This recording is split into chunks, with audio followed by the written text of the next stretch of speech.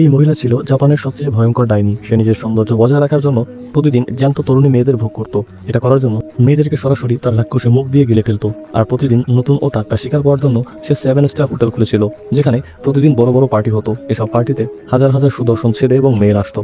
আর যেসব ছেলেমেয়েরা কাপড় হয়ে আসতো তাদের জন্য $1 মিলিয়ন পুরস্কার রাখা হতো।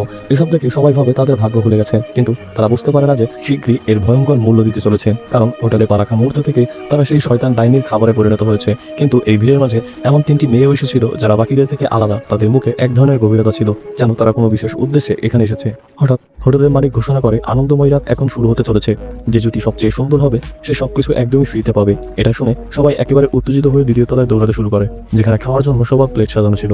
সবাই নিজের আসন খুঁজতে লাগে, কিন্তু কেউ খেয়ালই করে না যে এরই মধ্যে এক তরুণীকে পিছনের দরজা দিয়ে নিয়ে যাওয়া হচ্ছে। খাবার দেখা মাত্র ডাইনির জিভ লোভে লপ করতে লাগে এবং সে নিজের দাসদেরকে নির্দেশ দেয় তার খাবার বেরিয়ে যাওয়ার প্রস্তুতি নিতে। এরপর সে নিজের কাপড় সরিয়ে দেয় এবং একটা ভয়ঙ্কর রাক্ষসী মাথা ওই মেয়েটিকে ঘিরে ফেলে। পরবর্তী পার্ট দেখতে ভিডিওতে একটি লাইক দিয়ে চ্যানেলটি সাবস্ক্রাইব করে আমাদের সাথেই থাকুন।